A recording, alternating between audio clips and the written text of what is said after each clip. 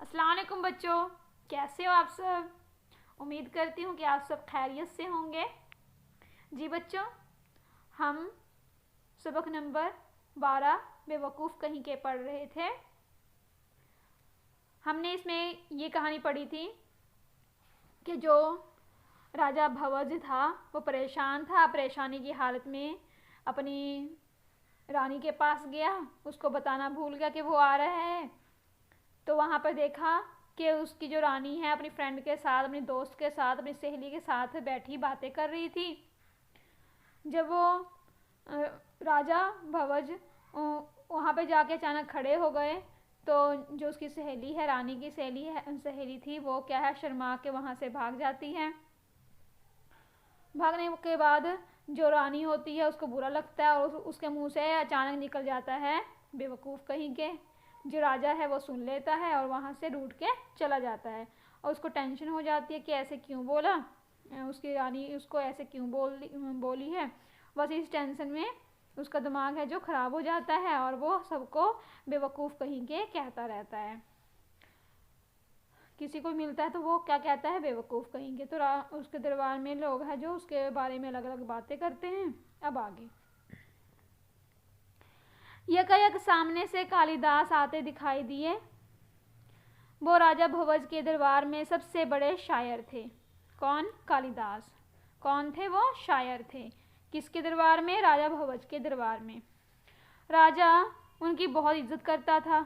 सबकी नज़रें कालिदास के चेहरे पर जम गईं कि देखें राजा कालिदास को भी बेवकूफ़ कहेंगे, बेवकूफ़ कहीं के कहते हैं या नहीं।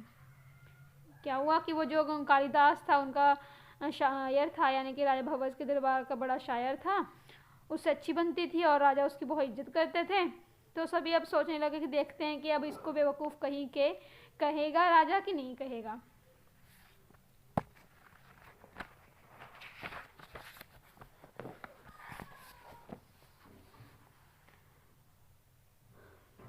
जब कालिदास राजा के करीब आए और उन्हें सलाम करके बैठने लगे तो राजा ने धीरे से कहा, बेवकूफ़ कहीं के। कब बोला? जब राजा कब बोले ऐसा? जब कालिदास राजा के करीब आए और सलाम करके बैठने लगे तो राजा ने क्या कहा? बेवकूफ़ कहीं के। कालिदास ने राजा की बात सुन ली। वो बैठते बैठते रुक गए। उन्होंने पहले तो राजा की तरफ गौर से देखा। देख रहा है ना, राजा बहुत संजीदा नज़र आया। संजीदा मतलब के लगते थे कि सही मायने में ऐसे ही कहा है, बेवकूफ़ कहीं के सही मायने में कहा है, गुस्से में कहा है। फिर उन्होंने दरबारियों पर एक नज़र डाली। फिर कालिदास ने क्या किया? दरबारियों की तरफ देखा कि सारे दरबारी खामोश थे और उन्हीं को देख रहे थे।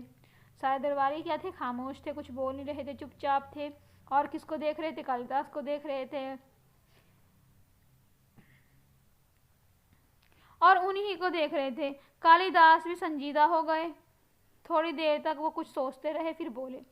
फिर क्या हो गया? संजीदा हो गए, वो भी उदास हो गए कि मुझे ऐसा क्यों कहा। अब देखो, कोई अगर हमें ऐसा कहे बेवकूफ़ कहीं के, अगर हमने कुछ किया भी नहीं, कहा भी नहीं, किसी को कुछ कहा नहीं, तो कोई ऐसी बेवकूफ़ कहीं के कहे तो हमें तो बुरा लगेगा ना। तो सेम इसको भी, कालिदास को भी बुरा लगा। तो उसने क्या है, कुछ सोचा और फिर बोले,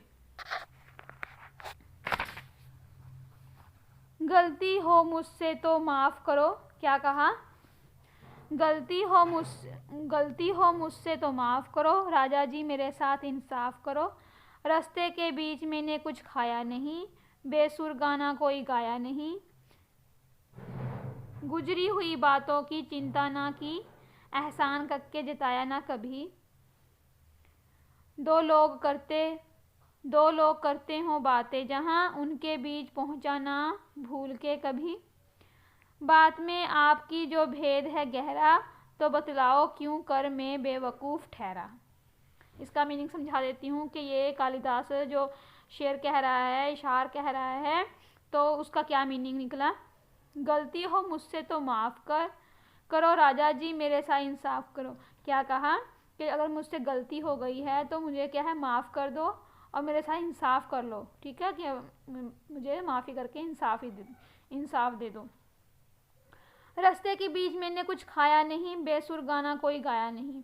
कि रास्ते के बीच में मैंने कोई कुछ खाया नहीं है, मतलब कि फालतू कोई काम नहीं किया है मैंने, और बेसुर गाना गाया नहीं है कि जिसका कोई सुर ना हो, ऐसा कोई गाना भी नहीं गाया। गुजरी हुई बातों की चिंता ना की, एहसान करके जताया ना कभी, कि जो बातें गुजर गई है उसकी चिंता नहीं की, वो सोचता नहीं हूँ उसके बारे में। एहसान जिसके साथ करता हूँ उसको कभी बताया नहीं कि मैंने आपके साथ एहसान किया है, ऐसे किसी को नहीं कहा। दो लोग करते हो बातें, जहाँ उनके बीच पहुँचा ना भूल के कभी। दो लोग जहाँ पे बातें करते हैं वहाँ पे मैं कभी भूल के नहीं जाता। बात में आपकी जो भेद है गहरा, तो बतलाओ क्यों कर मैं बेवकूफ़ ठहरा।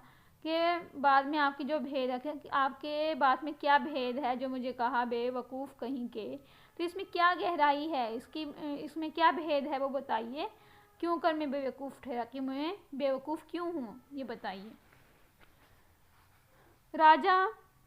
अब राजा की समझ में सारी बात आ गई कि रानी ने उन्हें बेवकूफ़ कहीं के क्यों कहा था। वो कालिदास की इस बात पर बहुत खुश हुए। अब उनको सारी बातें समझ में आ गई कि वो जो रानी थी उसने ऐसा क्यों कहा था। पहले क्या था, वो टेंशन में थे, समझ में नहीं आ रहा था कि क्यों बेवकूफ़ कहा उसे। तो अब ये जब ये इशारे इन्होंने पढ़े कालिदास ने, तो उनको राजा को सारी बातें समझ में आ गई। इस लेसन का क्या मीनिंग निकलता है कि अगर आपको कोई चीज़ बुरी लगती है तो आप खुल के बात कर लें, क्या प्रॉब्लम है उसको सुलझा लें। ऐसे नहीं है कि कुछ कह दिया किसी ने तो आप सोचते रहो कि फलाने ने ऐसे कहा, उसकी टेंशन में रहो, ऐसे नहीं, इसका कोई भी इलाज नहीं है, ठीक है। अगर कोई भी ऐसा कुछ होता है तो आप क्या है, मशवरा कीजिए, उससे पूछिए कि आखिर उनसे क्या हुआ है, और माफ़ी करके अपना सुलह कर लें। इसका ये हमें क्या मिलता है, सबक मिलता है। उम्मीद करती हूँ कि आपको ये कहानी अच्छी लगी होगी। अब बच्चों, आपने अल्फाज मायने हैं जो अपनी कॉपी पे उतार लेने हैं। पहला है शर्म से दोहरी होना। शर्म से दोहरी होना में मुहावरा है, इसका मीनिंग होता है शर्म से झुक जाना, बहुत ज़्यादा शर्मिंदा होना, ठीक है। शर्म से दोहरा होना मतलब बहुत ज़्यादा शर्मिंदा होना। आदाब, आदाब मीन्स क्या होता है, तौर तरीके, ठीक है, अपना अपना तौर तरीका होता है, उसे क्या कहते हैं, आदाब। उधेड़पन, उधेड़पन किसे कहते हैं, उलझन। उधेड़पन किसे कहते हैं, उलझन को। नागवार, नागवार होता है नापसंदीदा, जिसको हम पसंद ना करते हो, नागवार, ठीक है। नागवार मीन्स होता है नापसंदीदा, जो गवारा ना हो। खुसर फुसर करना मुहावरा है, ये भी चुपके चुपके बातें करना। इतने से जो अल्फाज मैंने हैं ये आपने अपनी नोटबुक पे उतार लेना है। उम्मीद करती हूँ कि आप मेरी बात ज़रूर मानोगे। इंशाल्लाह नेक्स्ट डे हम क्वेश्चन आंसर और खाली जगह जो भी काम है वो करेंगे। अस्सलाम वालेकुम।